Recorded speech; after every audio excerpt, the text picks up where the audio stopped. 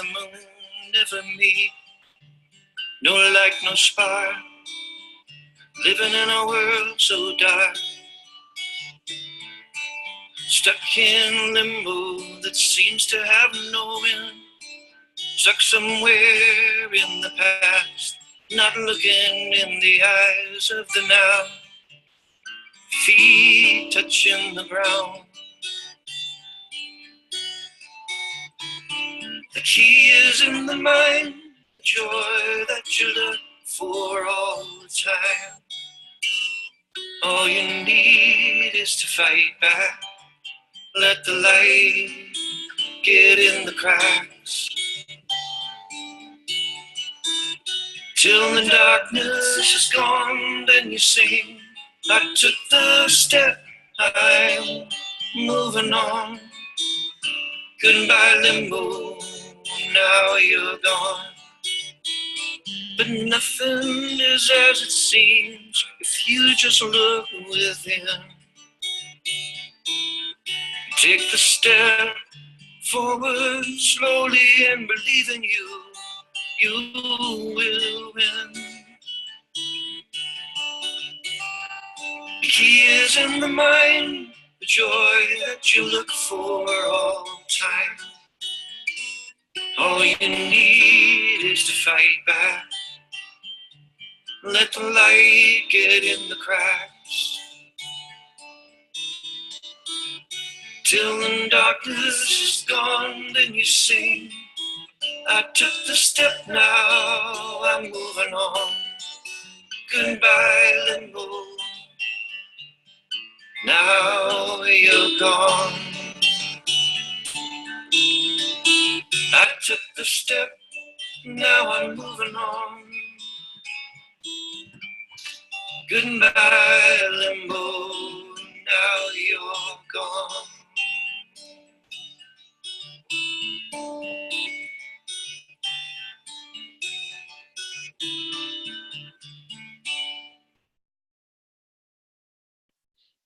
Hello and welcome to Tame the Inner Critic, Master Your Mind Talk.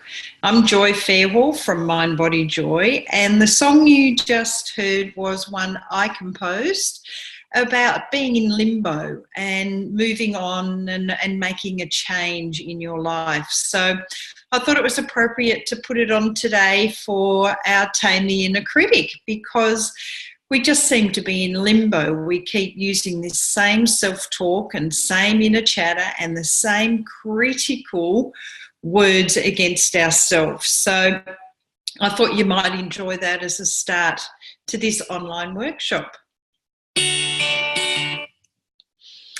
So a little bit about me. For those who don't know me, I say when life throws you challenges, you need joy in your life. Now that can be literally, I'd love to support you if you're having a life challenge.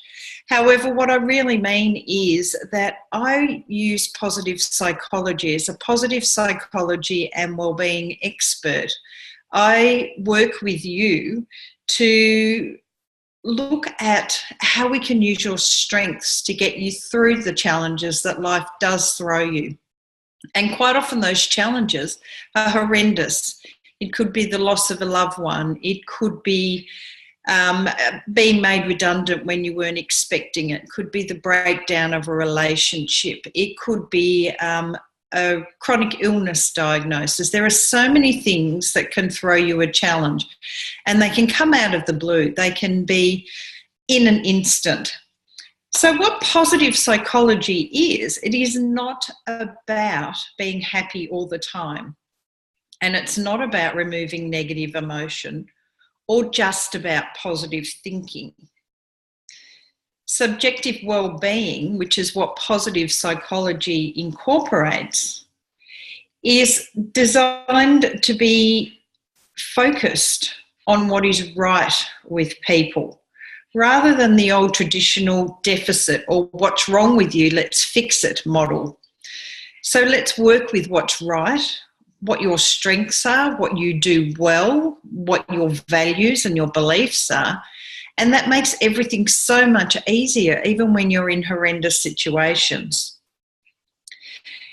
And it's sort of really focusing on being happy in the moment and noticing how much positive emotions we experience in the good times, and then using those times when we do have a life challenge.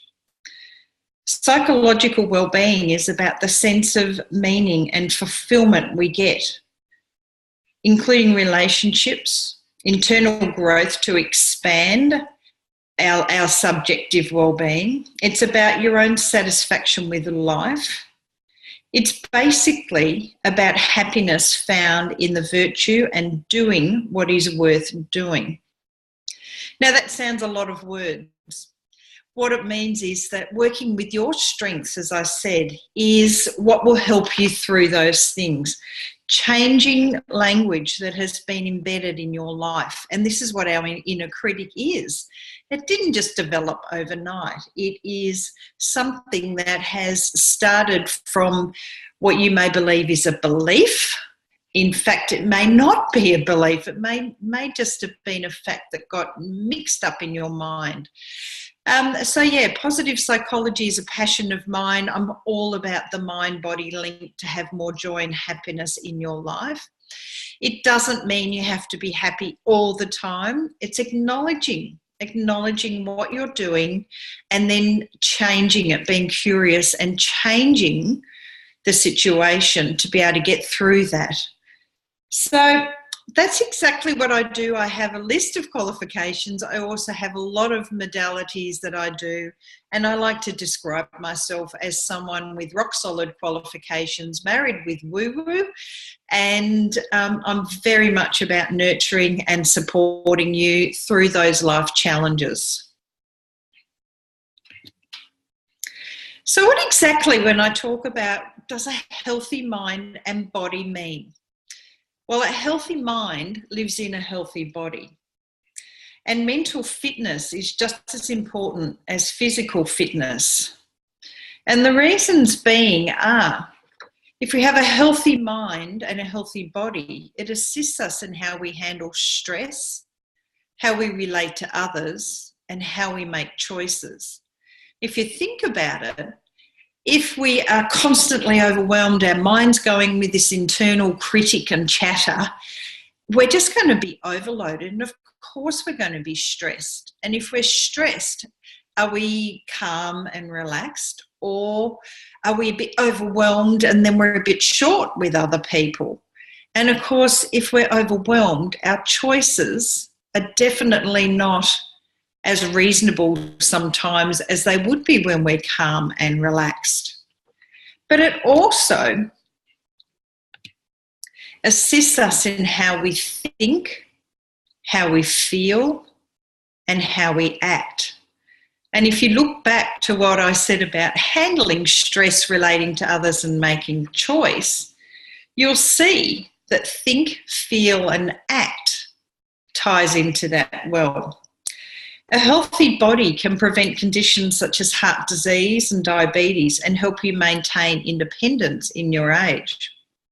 And mental health is important at every stage of your life, from childhood, adolescence, and through adulthood.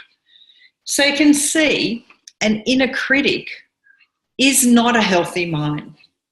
And it depends again, sometimes an inner critic can be positive as well as negative. However, what we're talking about today is that inner critic that is not helping you much in life. So why do we have an inner critic?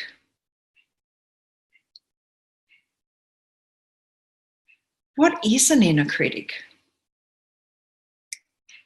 And what does an inner critic do? And do you know what? An inner critic is not just restricted to your thought. It can be restricting to your attitudes and your beliefs.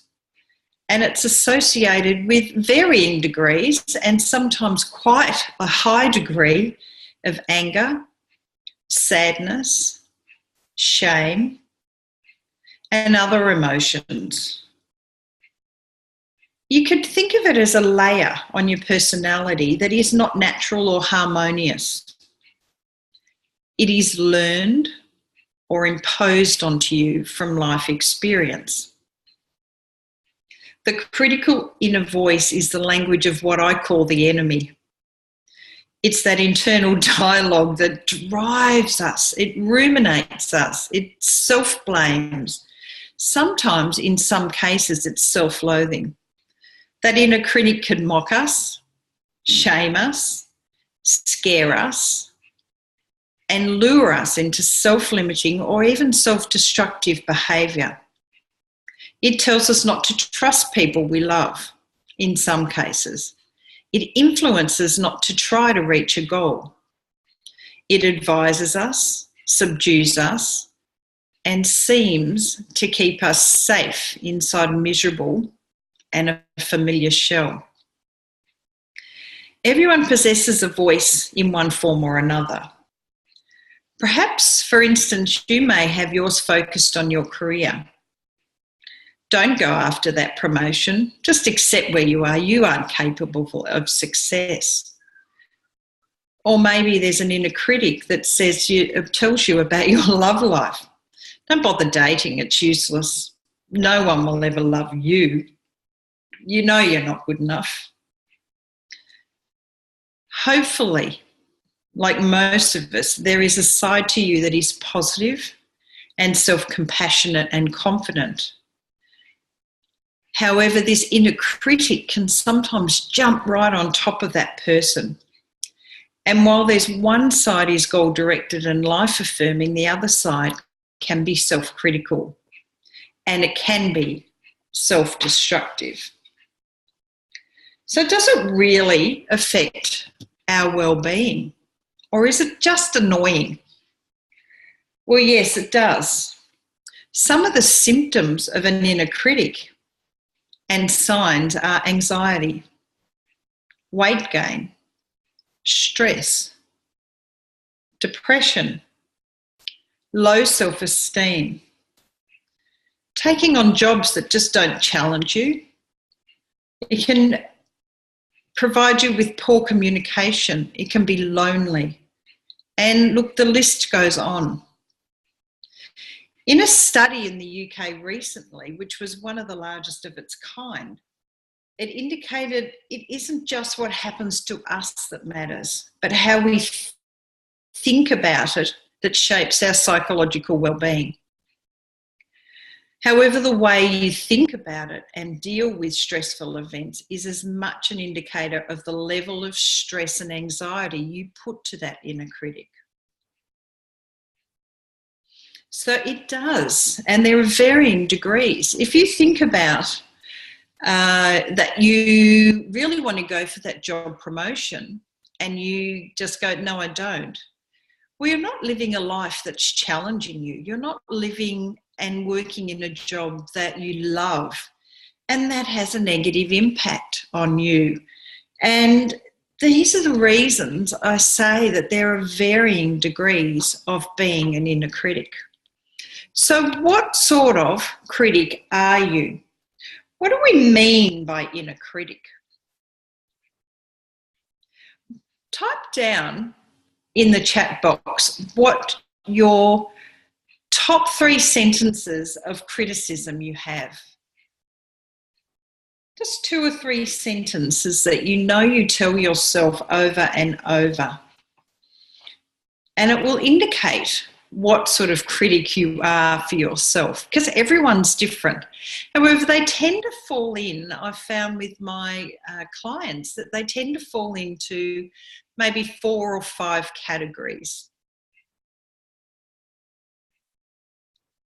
Now, I'm not going to read out what's in the chat because this is a personal question, and it's really just for you to get an insight into what sort of critic you are.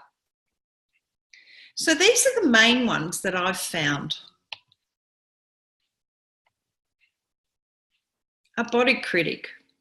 No matter what weight you are, how you look, how your hair looks, what sort of smile you have, how your skin is, whether you're tanned, whether you're not. There are so many things that people can criticise about their body. The perfectionism critic. What tags do you put on yourself that stop you living to the fullest? Everything has to be perfect. No matter what you do, you just hear that voice going, no, not perfect enough. It's not good enough. It's not perfect. I can't do this. It's not perfect. Perfectionism is another high one. This is quite often one that I see a lot with my clients who go, I don't deserve to be happy. I don't deserve to have this. I don't deserve, whatever you want to put in, is another one that I see so many times. And this is usually because of something traumatic that's happened in their past. I don't deserve a loving relationship because I did this. Another one is, it's always been this way, so why bother? It's always been this way that I look like this, tied in with the body critic. It's always been this way that I struggle. It's always been this way that everything is hard for me.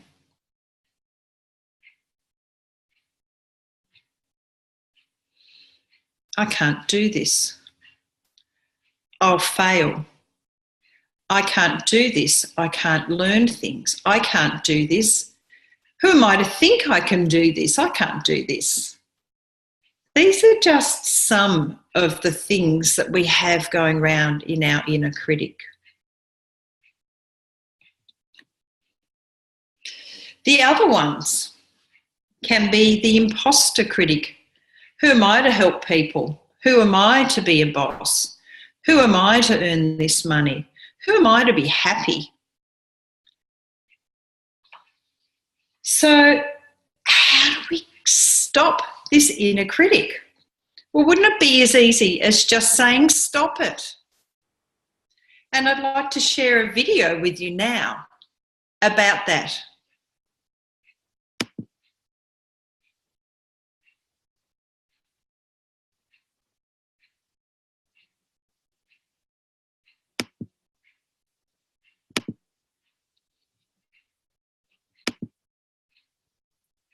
And let's have a look at this now. Here we go.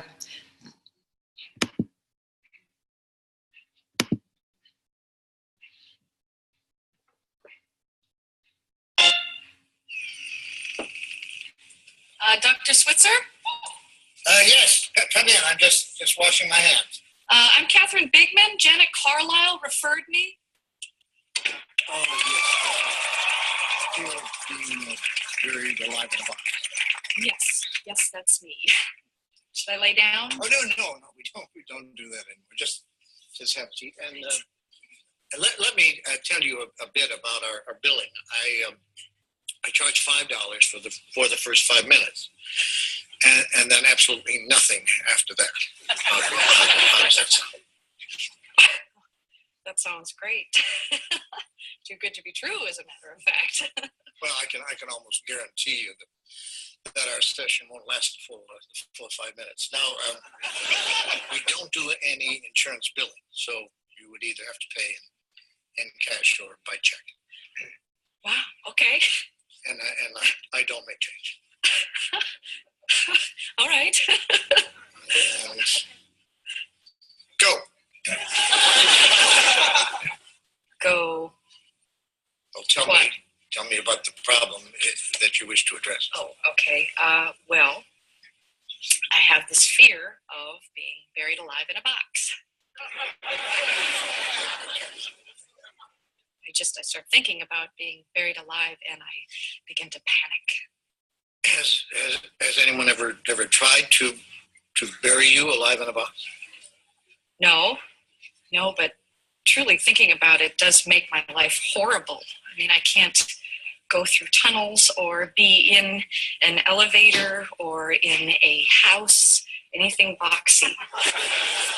So what you're saying is you're claustrophobic. Yes, that's it. All right, well, let's go, Catherine. I'm going to say 2 words to you right now. I want you to listen to them very, very carefully. Then I want you to take them out of the office with you and incorporate them into your life. Shall I write them down? Well, if it makes you comfortable, it's just 2 words. We find most people can remember them. Okay. You ready? Yes. Okay, here they are. Stop it!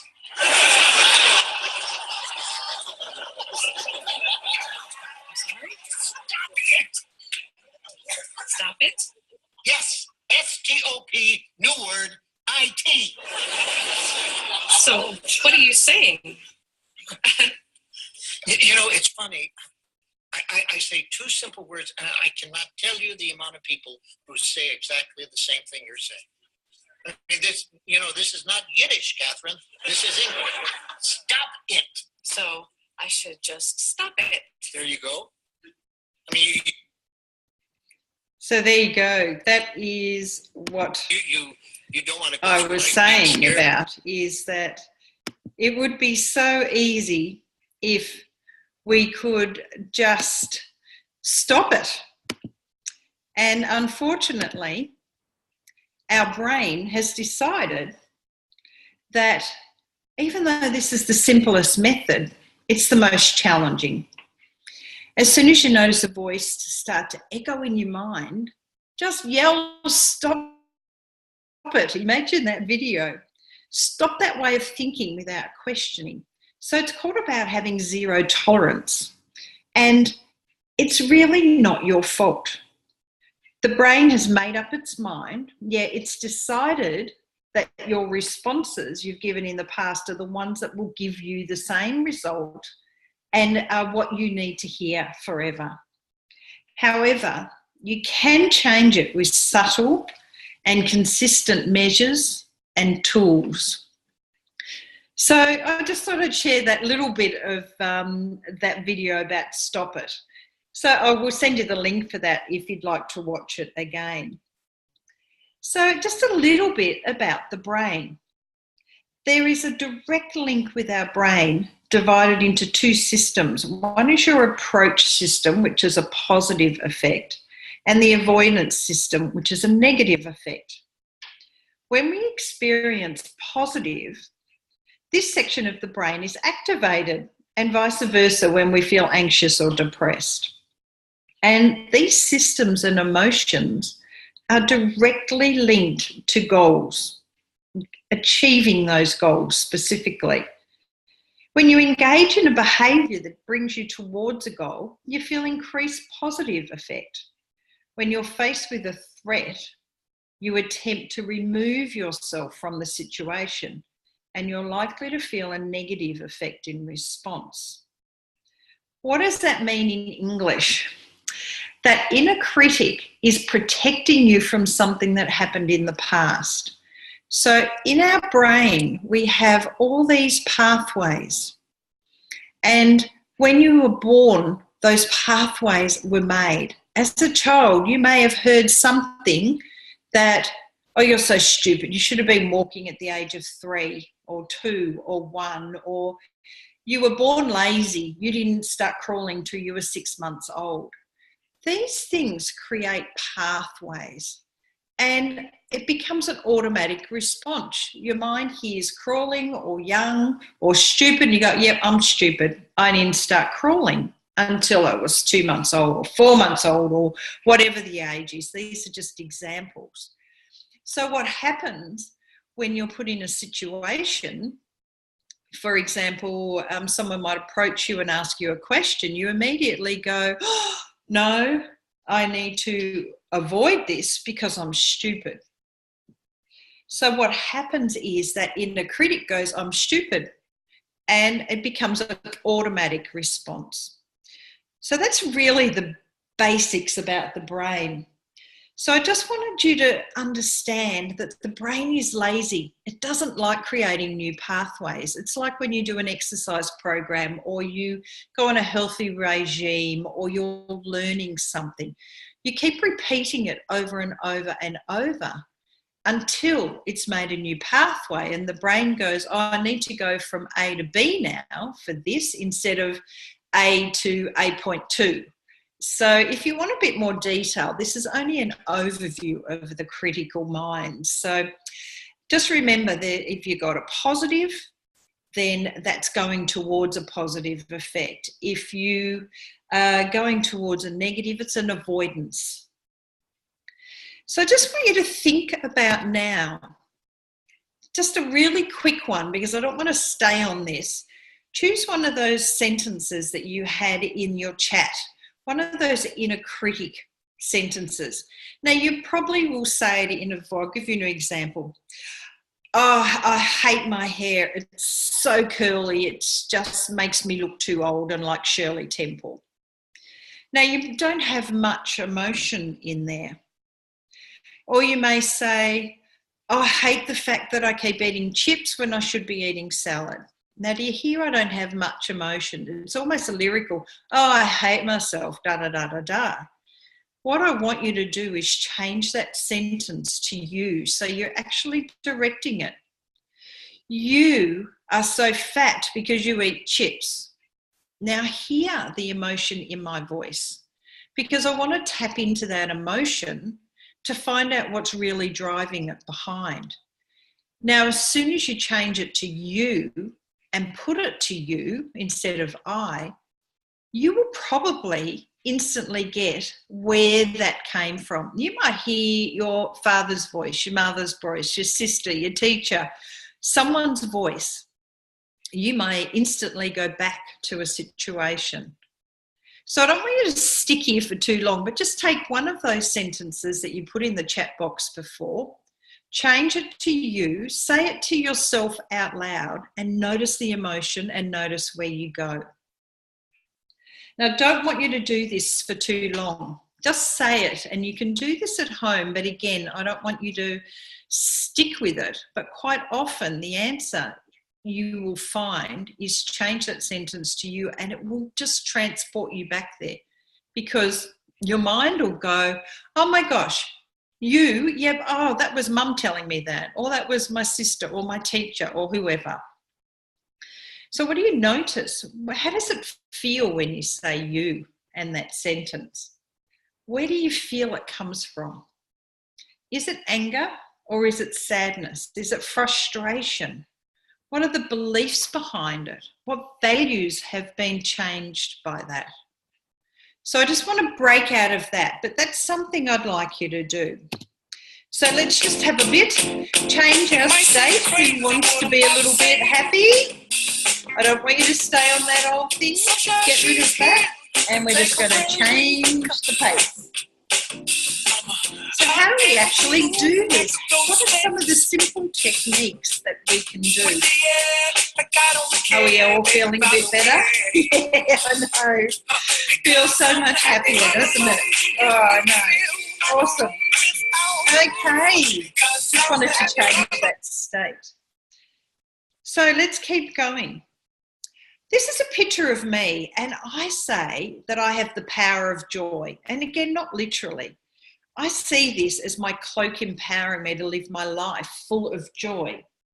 And it's really based on learned optimism, is that I have the tendency to expect the best possible outcome and dwell on the most hopeful aspect of any situation. So what does that mean? It means that no matter what I'm in, I know it's going to get better. No matter what challenge I'm in, I know it's going to get better. No matter what I say to myself, I know I can change it. If something has happened and I've been critical, I will learn from it. So that's what learned optimism is. And the more you feel positive, the more you seek it. The more you have learned optimism, the more you use it. And you know what? The more you have positive and learned optimism, it releases that dopamine and endorphins, those happy hormones, those ones that make you feel good. So what is learned optimism? Now, I'm not going to go into technical here, but I am going to give you just a quick overview of our ABCEDE method. This is a psychology one. So a quick one. A, this is the event. This is when your critic is saying something to you. What is your critic saying? It's that potentially stressful situation. And then if you add your beliefs to that, or your thoughts about this event, or your inner critic, you end up with the consequence. So your inner critic has said here something, your beliefs kick in, and so now you believe that consequent, that is the behaviour. Do you run and hide? Do you not apply for that promotion? Do you go, stuff it, I'll eat those chips anyway? This is the result. So what I want you to do is take time, which is D, take the time to dispute your belief or thoughts. Are they true or are they false? And then what E is, it energizes you to think about your new thoughts and beliefs into action. And then what happens is your belief ends up changing. Now, I know that seems complicated. However, this is what learned optimism is. And again, it's just a bit of an overview on how we do things. So let's have a zero tolerance to this inner critic. Let's just say no. So when you find yourself overthinking or being ultra critical, or you notice that they've been negative, just stop. And just like that video, it's just stop it. Stop for a second and notice them. Part of zero tolerance is not allowing those voices to influence your actions. If your inner critic is saying you're always alone, ring up a friend, prove it wrong. If they're saying, do you know what, you're stuck in this job, look around and see what you actually do in your job or apply for that promotion. Taking simple steps or actions moves you closer to who you really are. And when you first change something about yourself, expect that inner critic to get louder. It's going to get louder. However, the longer you persevere in your action to re-energize it and change that behavior, the quieter that critic will become. You know, it's hard to attack yourself for being alone if you've got friends to ring up. It's hard to attack yourself with that critic for being lazy when you are going for a walk. It's hard to hear that inner critic about not achieving your goals when you are setting your goals and ticking them off small steps at a time. And just being aware of it and not listening to that inner critic and listening and noticing your actions will stop that inner critic controlling your life. Now, I say there, if you can name it, you can tame it. So when you're feeling negative or depressed about something and that inner critic is there, name it. What is that? What is that emotion? Is it fear? Is it anger? Is it frustration? And say, I hear it. I know I'm frustrated at the moment. I can't lose this weight and I've done everything right. And go, okay, where is that frustration coming from? Oh, I just can't do this. Okay, so what do we need to do to move on? Because when you name it, it can't control you. And once you name something, you can tame it because you tend to take actions. So name it and tame it, acknowledge it, and then take an action. So I want you to think about it. Be fearless. Be true to you. You can do it. So I like this technique because one of the best things that you can do with that inner critic is have self-compassion. Self-compassion is a wonderful technique to use if you have an inner critic, as well as support. But I like this. I call it the cold technique. Be curious, be open, be accepting, and loving towards yourself. So what do I mean by curious?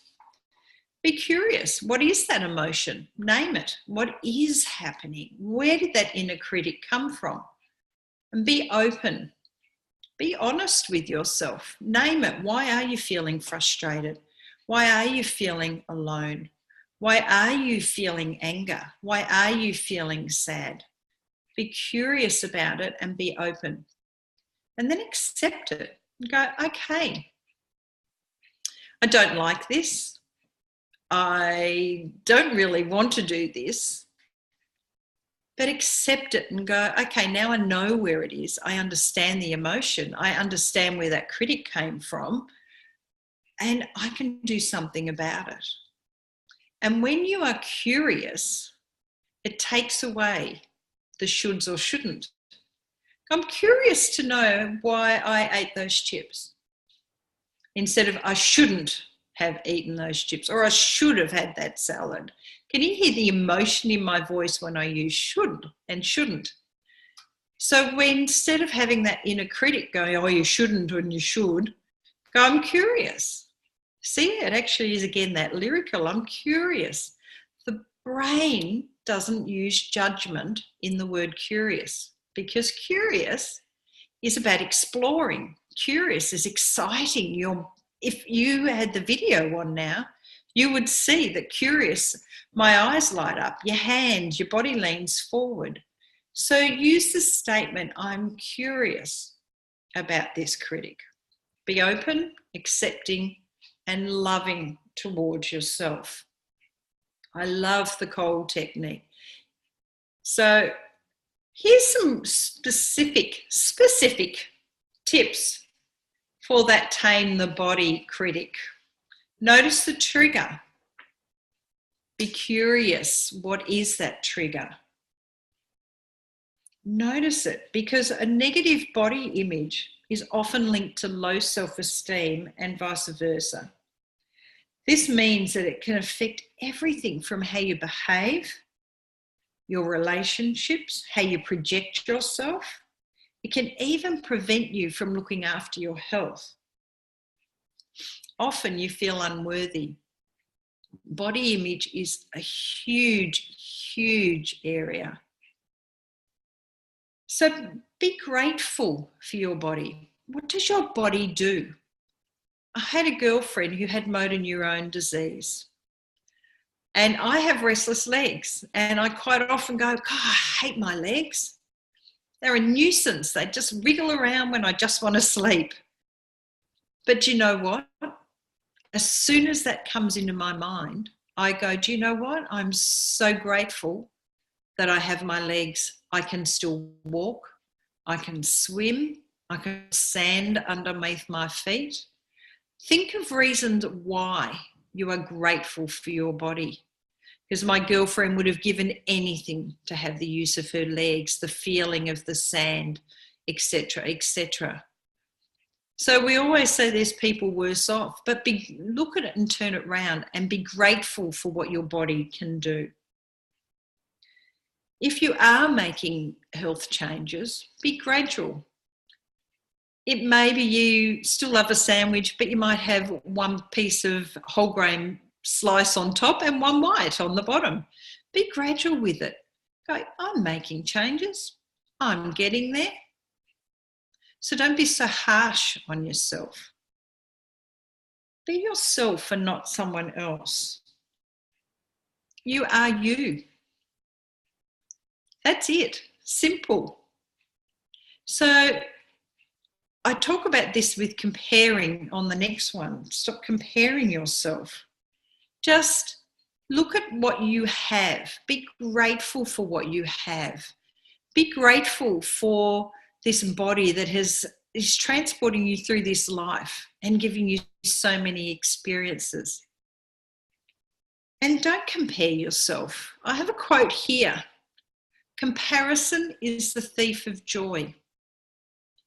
Think about it. You've dressed up, you feel beautiful, you're going to a ball, and you get there and you start comparing yourself to someone else. What do you think is going to be your experience of that ball or that night out or meeting up with friends? Are you going to enjoy it as much?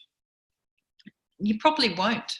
You'll be busy going, I should have worn this, I shouldn't have put on this much makeup, I should have done straightening hair, or whatever it is. It thieves you of your joy of that experience. So please, don't compare. Just notice it. Just remember that comparison is the thief of joy. So perfectionism. Did you know that when you do a task, when you get, it's really the last 10% the perfectionist gets stuck on, or 20%.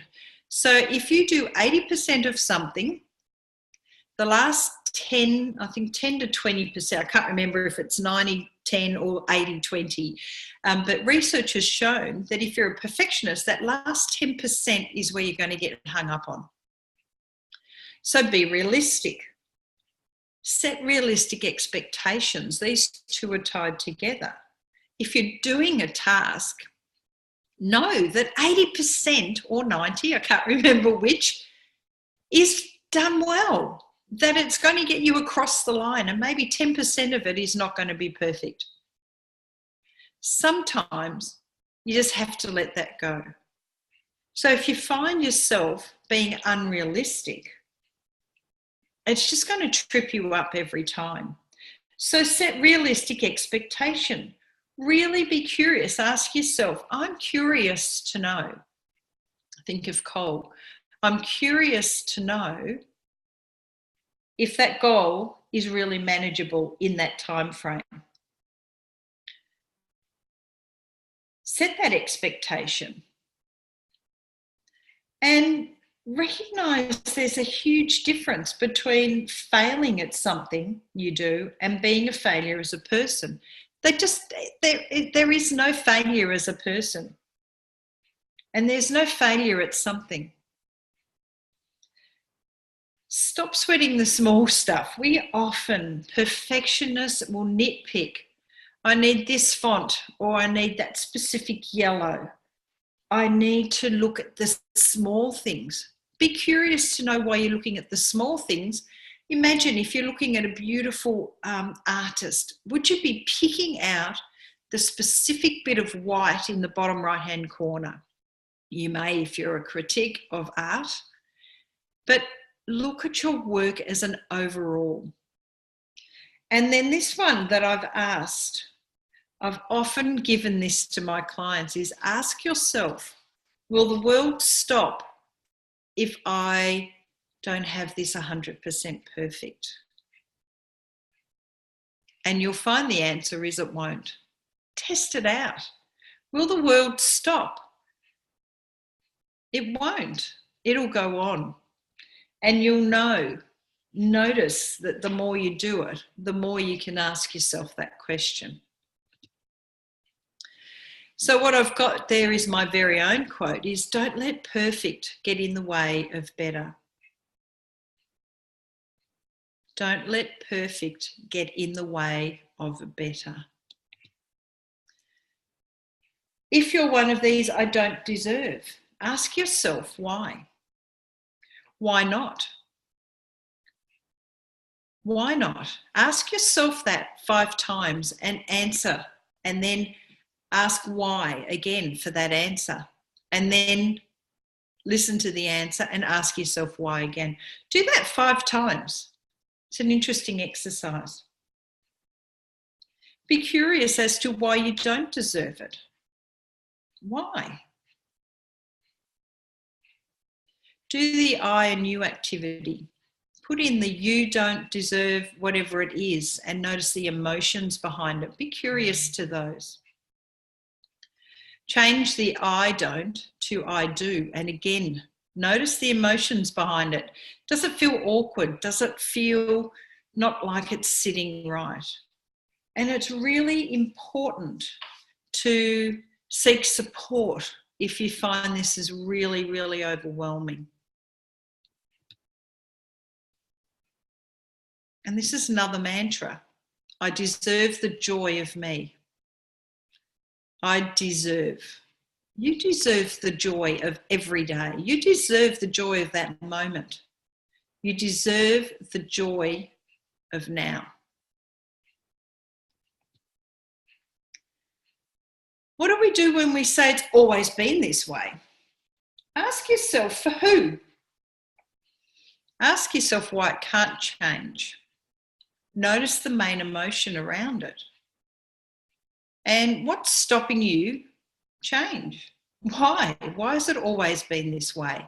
Be curious. Change it too. It should be this way. It shouldn't be this way. It's always been this way. Go, I'm curious to know why. Look at times you have actually changed things. If you drive a car, it wasn't always that way, was it? If you say, I'm stupid, I can't do it, it's always been this way, you learn to drive a car. Look at the things you've learned, because it hasn't always been this way. You have learnt things. What are you doing today that you didn't do 5 years, 10 years ago? It hasn't always been that way. That is just something that you've believed. It's not fact. Just look at the times you've changed. Have you learnt to type? Have you learnt to program a new TV? Have you learnt to download music? There are all things that you have learnt. So just take it a bit easy and go back. Put it in your journal. Write down, I get the clients to do this who come to me with this. Write down everything that you've learned in the last 5 years. And you'll see it hasn't always been that way. I've done it before, I'll do it again. Write that down. It's another quote. I've done it before, I'll do it again. For the person who says, I can't do this, you are unique. And I can hear some people going, that's true, in a ironic voice. Stop it. You are unique. Being unique is beautiful. Take pride in your skills and talents. Again, don't say I can't do this. What have you learned? It's very similar to the last one. What have you learned? What skills and talents have you learned that you hadn't learned before? So don't say you can't when you've already done it before. Something that is really important is don't teach others how to treat you. If you tell them if you're continually saying, I can't do this, they're going to believe you. And then they won't give you the option. So don't teach them that. Other people are not better than you. Thinking highly, this is a big one. I can't do this because Joe Bloggs is a successful online entrepreneur, or Maria Smith is doing this. I can't do this. Thinking highly of someone doesn't mean they're better. Admire what they're doing, but not at the expense of your own skill and your own belief. Let me say that again. Thinking highly of someone else doesn't mean they're better. Admire their traits, but not at the expense of your own. And I've got something here that I get clients to do. It's called Draw Up a Improve My Strength Pyramid. And what I get them to do is place the biggest fear at the top, or the biggest critic that they do, and your smallest fears on the bottom. And the idea is to work your way up the pyramid. As you take on each challenge, you boost your belief in your abilities that you can do it. and then change the emotion behind that statement. I can't to I can. So in the pyramid, you would put all the little challenges. I can't stand up and talk in front of 5 people. Cross it off. I can't ring that person. Cross it off as you do them, until you get to the biggest one here. And I guarantee by the time you've got up to here, you will be able to say, I can do this. Be your best friend. Best friend forever yourself. Now, this is a technique that I use a lot again, and I'll actually send this out with you. However, I would prefer to go through this with you. But pretty much what it is that you think about a time when your friend has gone through something that they're being critical, and think about how you respond. And then think about your inner critic and your challenge and see how you respond. And then you treat yourself as if you were talking or supporting your friend. It's a really great technique. So if you'd like some more information on that, please let me know. I'd rather go through that, but I'm just noticing the time. We've got 5 more minutes. So just a couple more things to go through. Did you know that you can create a ripple of positivity through having an aligned mind and body and greater well-being? There's a study that says there are 3 degrees of influence that the happiness effect just ripples through. So if you are happy, which means your inner critic has been silenced or it's been tamed, then you are going to be happy. And what that means is that if you are happy in the 1st degree, your close friends are going to be happy by 15%. They're going to be more happy by 15%. In the 2nd degree, your friends are going to be 10% more happy. And in the 3rd degree, your friends are going to be 6% happier. Just think, by taming that inner critic, you're going to be happier. Your friends are going to be happier. Your friends' friends are going to be happier. So how amazing is that? If that's not a bonus, that is such a great incentive. So in summary, inner critics do negatively affect your well-being. Learn to recognise that inner critic and accept it's there. Explore it, be curious, understand it. What is it? Where is it coming from? How does it affect you? Have some self-compassion. Use the cold technique. Be your own best friend forever and seek support. Because you know what? You're wonderful. You are absolutely wonderful, and it's only you that's stopping you from feeling that.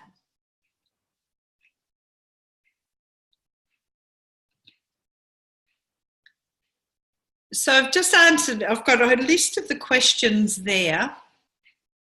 Yes, the best friend forever technique is a fabulous technique. It's one that I take all my clients through, and I have that available for you. However, it really needs to be taken through, and I should have gone through that, but we're a little bit out of time. We've had quite a few questions that I've written down and I'll respond to individually, because being an inner critic is quite emotional. It is quite upsetting for some people, and people have actually had aha moments when they've done the I to you statement. So I just want to say that if you found that these are easy methods and that you've had easy understanding and you want fast lasting results and greater alignment between mind and body and joy, and to stop that inner critic, I'd like to offer you a focus session with myself. This is particularly useful if you don't want to stay where you are anymore, or if you've been looking for a better way to align your mind and body and experience a greater overall well-being. This is all focused on your strengths. It is focused on what is right with you, not the deficit, as I said. If you want easy tools and techniques that are manageable for day-to-day life, and you want the focus back on you, what you want, how you feel, and where you want to move towards, and you want to silence that inner critic, then I'd love to give you this special workshop offer. Normally my focus session, which is a 2-hour intensive, is $350. However, I would love to offer it to you for the next 48 hours at the special offer of $200. And first people who book that will receive a water bottle counter as well. So that's $200, a saving of $150 for anyone who's signed up for this workshop. And let's together bring the focus back to you rather than that inner critic. What you want, how you feel, and where you want to move towards. I really, really would love to do that with you.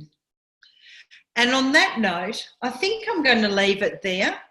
If you would like any other questions, just please email them to me. Don't forget that offer closes on the 26th of April. And it's for everyone who registered for this workshop. I loved your honesty. I loved your questions. Thank you so much for joining me for this online workshop, for your honesty, for your aha moments.